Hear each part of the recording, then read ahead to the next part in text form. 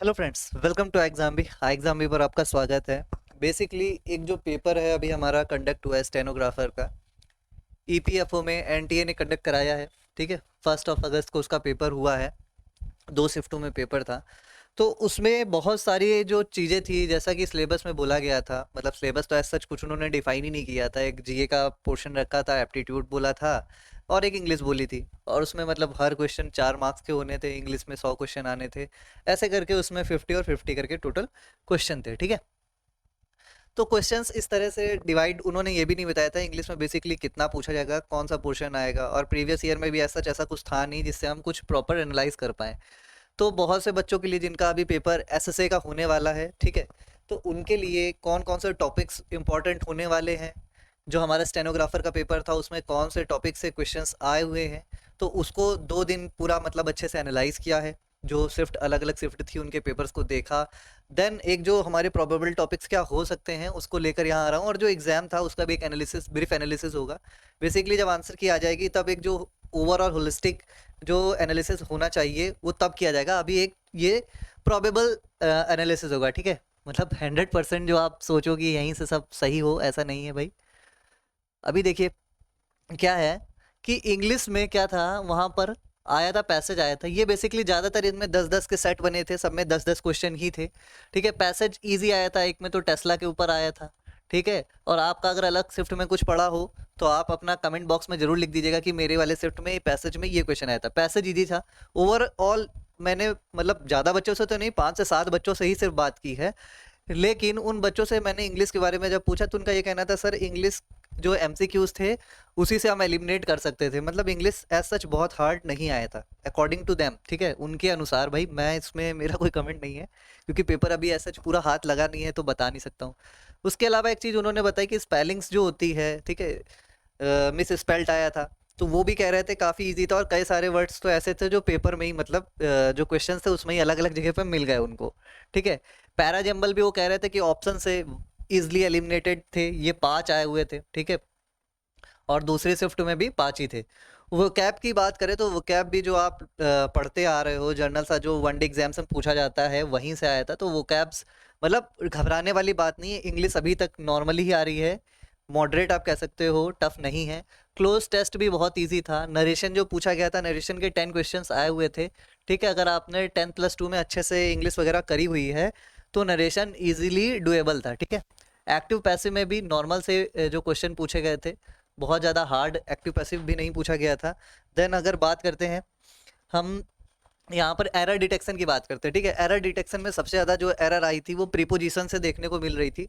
बच्चों का कहना था कि प्रीपोजिशन पर बहुत सारी एरर्स पूछी गई थी। ठीक है, तो जिन किसी का अभी इंग्लिश थोड़ी सी भी वीक हो, प्लीज़ एक बार प्रीपोजिशन वाला चैप्टर रिपीट कर लीजिएगा। साथ ही में जो फिक्स्ड प्रीपोजिशन होती है, ठीक है, फिक्स्ड प्रीपोजिशन जो होती है उसको तो खास तौर पर बुक में, हर बुक में, चाहे एसपी बख्शी हो या कोई भी बुक हो, लास्ट में वो प्रीपोजिशन जो फिक्स्ड प्रीपोजिशन होती है उसकी एक पूरी टेबल दिए होते हैं। ठीक है, उस टेबल को ही रिवाइज कर लीजिएगा। एसपी बख्शी तो बहुत बढ़िया है इस मामले में, वहां पर आपको एक साथ मिल जाती, कर लीजिएगा पक्का वहां से। स्पॉटिंग एरर जो है और जो ये क्लोज टेस्ट में फिलर वाला है, ठीक है, आर्टिकल भी बीच में पूछे गए थे, ए एन वगैरह लगाना था, तो वो आप कर ले जाओगे। लेकिन उसके लिए प्रायर कंडीशन ये है कि आप वो जो चैप्टर के अंदर एक पूरी डिटेल में लिस्ट दी गई है उसको कर लीजिएगा। फिलर में भी बात करें तो यही प्रीपोजिशन से रिलेटेड थी। ठीक है, क्लोज टेस्ट पीछे हमारा हो गया। Idiom and phrases, idiom and phrases बहुत सारे बच्चों का ये कहना था कि जो प्रीवियस ईयर में अलग अलग एग्जाम्स में आ चुकी है एसएससी वगैरह में, वहीं से आई है। तो आप कहीं पर भी यूट्यूब या किसी जगह पर भी आप एक वीडियो चला लो जिसमें ईडीएम एंड फ्रेसेस बहुत सारी करा रखी हैं और उसको लाइन से देखते चले जाओ, वहां से ही कर लोगे तो पेपर में आसानी से आप कर सकते हो। क्वेश्चन टैग जो है ये एक इम्पॉर्टेंट चैप्टर होता है और आजकल ये बहुत सारे एग्जाम्स में पूछा जा रहा है। एडी सीडीएस में भी ये काफ़ी फ्रिक्वेंटली अब पूछा जाने लगा है। तो आप ये करके जाना भाई, जिनका भी एसएससी का पेपर है। ठीक है, अब जो उन्होंने लिखा था एप्टीट्यूड, जनरल एप्टीट्यूड, ठीक है, वहां पर क्वांट एंड रीजनिंग, क्वांट के अच्छे खासे, यहाँ मैंने 12+2 12 क्वेश्चन लिखे, 12+ क्वेश्चन लिखे हुए हैं। पर बहुत सारे बच्चों का कहना है कि सर क्वेश्चन की जो नंबर थे वो 18+ थे। ठीक है, तो मतलब वेरिएशन काफ़ी था। कौन से चैप्टर इंपॉर्टेंट थे? मैंसुरेशन। मैंसुरेशन जिन बच्चों ने रिवीजन नहीं किए, फॉर्मूले खास तौर पर ट्रायंगल के, ज्योमेट्री नहीं, यहाँ पर ट्रायंगल के फॉर्मूले याद कर लीजिएगा। ज्योमेट्री में मत घुस जाइएगा। ठीक है, मेंसुरेशन जो ट्रायंगल वगैरह से रिलेटेड है वो कर लीजिएगा, ठीक है। उसके साथ ही रेक्टेंगल से क्वेश्चन आया था तो वो भी कर लीजिएगा, ठीक है। रेक्टेंगल से क्वेश्चन था वो कर लेना। क्यूब क्यूबॉइड ये सब आप कर चुके होंगे। कंपाउंड इंटरेस्ट से 2 क्वेश्चन आए हुए थे, प्रॉफिट एंड लॉस से 1 क्वेश्चन आया हुआ था, देन डिस्काउंट से 1 क्वेश्चन आया था, उसी तरह पार्टनरशिप से 2 क्वेश्चन आए हुए थे, बच्चों का कहना है। और ये सारे के सारे क्वेश्चन अगर आपने रेशियो एंड प्रोपोर्शन और परसेंटेज को अच्छे से पढ़ा, बेसिक लेवल पे पढ़ा हुआ है, तो उनका कहना था ये जो हमारे चारों टॉपिक हैं ये आसानी से हो सकते थे, ठीक है। तो अगर आप में बहुत सारे लोग जो लास्ट टाइम पे अब इतना लंबा सिलेबस है क्या क्या रिवीजन करें, तो ये जितने टॉपिक लिखे हैं एटलीस्ट इनको तो आप आसानी से कर लीजिए। टाइम एंड वर्क में जो क्वेश्चन आया था वो बेसिकली पूछा गया था ए और बी मिलकर इतना काम करते हैं, बी और सी मिलकर इतना काम करते हैं, तो ए बी सी तीनों मिलकर कितना काम करेंगे। बहुत ही जनरल सा क्वेश्चन है, बेसिक में ही पढ़ा दिया जाता है, तो ये क्वेश्चन आप कर लीजिएगा। एचसीएफ एंड एलसीएम में क्वेश्चन आया था, सेकंड नंबर पूछा गया था, फर्स्ट और एलसीएम एचसीएफ दे रखा गया था। सिंप्लीफिकेशन इजी थी, एक ही क्वेश्चन था बच्चे कह रहे हैं, लेकिन इजी था, ठीक है। अब हम बात करते हैं हमारे रीजनिंग के बारे में। तो रीजनिंग में सीरीज आई थी, बेसिकली 3 क्वेश्चन जो आए थे वो अल्फा न्यूमेरिक सीरीज के थे, ठीक है। तो अल्फा न्यूमेरिक जो सीरीज है आपको वो करनी है, प्रैक्टिस करनी बेसिकली। और प्रैक्टिस करने के लिए कुछ नहीं, आप iExamB की वेबसाइट पे जाइए, वहाँ जो है मॉक टेस्ट जो है वो बिल्कुल फ्री ऑफ कॉस्ट है, आप वहाँ पर अटैम्प्ट कर सकते हैं। आप और करना चाहें तो एसएससी के जो एसएससी एमटीएस हो गया, एसएससी सीएचएसएल हो गया, उसके मॉक टेस्ट में जाकर रीजनिंग के क्वेश्चन को सॉल्व कर लीजिएगा, बिल्कुल उसी पैटर्न पर वहाँ पर भी देखने को मिला है। काउंट द फिगर में ट्रायंगल पूछा गया था हाल ही में, करण सर ने एक शॉर्ट भी बनाया था कि फिगर्स को कैसे काउंट कर सकते हो आप, ठीक है। ट्रायंगल पर था वो ऐसे करके ना, तो कितने ट्रायंगल होते हैं, तो भाई इसमें गिनती लिख दो, यहाँ 1 यहाँ 2 यहाँ 3 और सबको जोड़ दो, उतने ट्रायंगल होते हैं करके, है ना। तो ये सर ने भी बताया था। एज पर क्वेश्चन आया था, फादर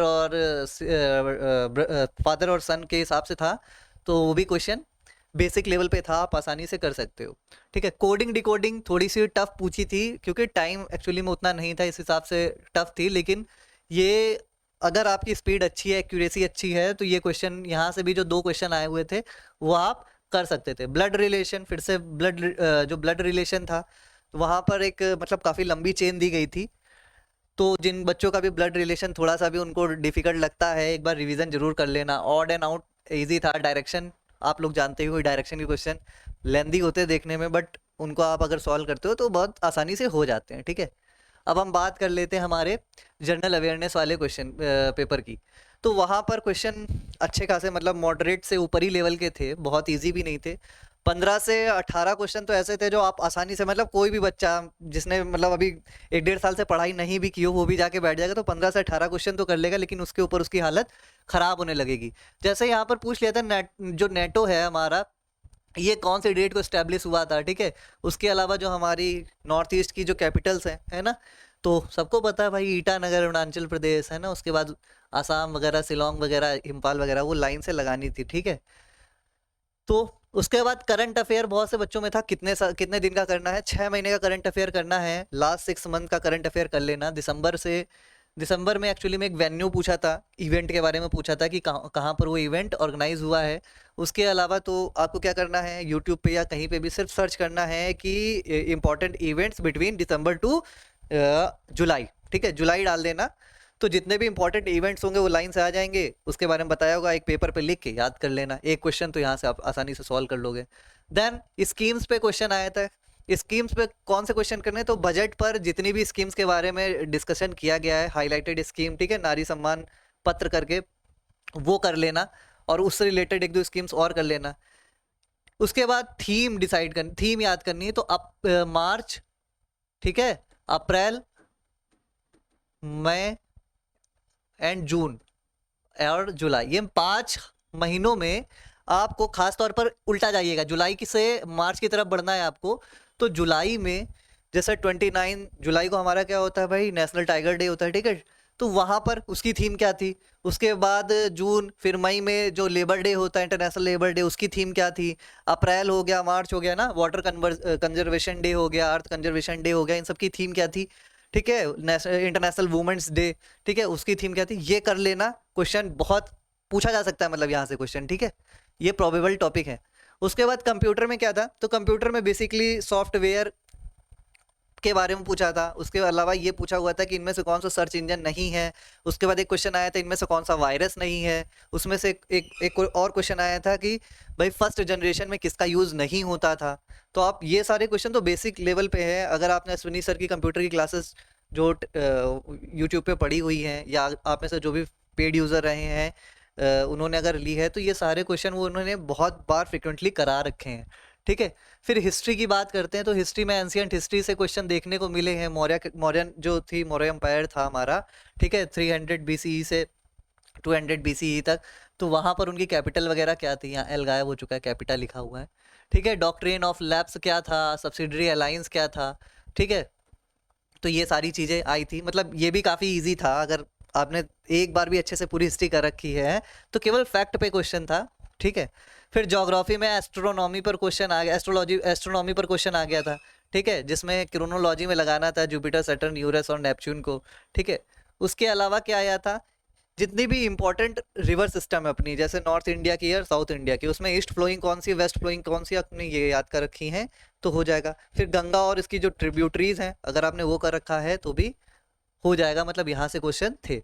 साइंस पर सबसे ज़्यादा क्वेश्चन थे, यहाँ 13 लिख गया है, ये बेसिकली 18 होना चाहिए। एसआई यूनिट जिसने भी अभी तक फिजिक्स में नहीं याद की है, एसआई यूनिट सारी याद कर लेना भाई, एक पेज पे लूसेंट वगैरह कहीं से भी उठा के यूट्यूब कर लो, कहीं से भी मिल जाएगा, ठीक है। उसके अलावा जैसे base soluble in water called as alkaline, अब आपने 12th अच्छे से नहीं पढ़ी है तो ये थोड़ा क्वेश्चन डिफिकल्ट हो जाएगा आपके लिए, ठीक है। उसके अलावा 12th में ये भी होता है कि साउंड फ्रिक्वेंसी, वेवलेंथ, वेलोसिटी में क्या जो है चेंज नहीं होता है मीडियम चेंज होने पर, तो वो सब थोड़ा सा 12th लेवल पर था, ठीक है। तो ये आपको बेसिकली साइंस के क्वेश्चन यहाँ पर देखने को मिल सकते हैं। उसके अलावा ये भी पूछा गया था कि इनमें से कौन सा नेचुरल गैस नहीं है, ठीक है, नेचुरल नहीं, नेचुरली फॉर्म नहीं होती कौन सी गैस। तो ये कुछ चैप्टर हैं, कुछ टॉपिक हैं जो आपको, अगर आपका एसएसए का पेपर है तो उससे पहले आपको रिवाइज कर लेना चाहिए, ठीक है। तो फिलहाल इस वीडियो में अभी इतना ही था। वीडियो अगर आपको पसंद आई है तो प्लीज़ लाइक कर दीजिएगा। And one more thing is there कि हमारी जो पूरी दंगल सीरीज चल रही है, अभी जितने भी गवर्नमेंट एग्जाम्स आ रहे हैं, जैसे कि ईएमआरएस का हमारा हॉस्टल वार्डन है, जेएसए है, अकाउंटेंट्स है, उसके अलावा एयरपोर्ट अथॉरिटी ऑफ इंडिया का पेपर आ चुका है, ठीक है, फॉर्म आ चुका है, आप उसको मतलब 5 तारीख से लाइव हो जाएगा, आप उसको फिल कर सकते हो। तो ऐसे जितने भी एग्जाम है जो वन डे हैं, जिनमें स्टैटिक, जीके, जीए, पॉलिटी, हिस्ट्री ये सब पूछी जाती है, क्वांट, रीजनिंग, इंग्लिश पूछी जाती है, तो उन सब के लिए हम बिल्कुल फ्री ऑफ कॉस्ट एक डेडिकेटेड प्लान लेके आए हैं, जिसमें हम कंटिन्यूसली लाइव क्लासेस लेंगे 11 AM एंड 5 PM पे। जो हमारा 11 AM का स्लॉट होगा उसमें history, polity, geography, static, GK, computer, economy and current affairs की क्लासेस होंगी, और जो 5 PM का हमारा स्लॉट होगा उसमें बेसिकली हम क्वांट्स यानी मैथ्स, रीजनिंग, इंग्लिश की बात करेंगे। और संडे के दिन हमारा स्पेशल होगा, जिसमें हम एक नेशनल या इंटरनेशनल जो न्यूज़ होगी उस पर डिटेल से कॉम्प्रिहेंसिवली जो है डिस्कस करेंगे। और उसी दिन सुबह की शिफ्ट में करंट अफेयर, पूरी वीकली करंट अफेयर की जाएगी। एक और चीज़ थी, बहुत से लोगों को जिनको अभी लग रहा है कि करंट अफेयर कहाँ से करना है, कोई मैगजीन सही नहीं मिल पा रही है, कुछ नहीं करना है, एग्जाम की वेबसाइट पे जाइए, बीपीडिया कॉलम में आप सेलेक्ट कीजिए और वहाँ पर से लास्ट 6 मंथ की बीपीडिया उठाकर उसको सिर्फ रिवाइज कर लीजिए। तो अभी तक इस वीडियो में इतना ही था, मिलते हैं नेक्स्ट वीडियो पे, थैंक यू।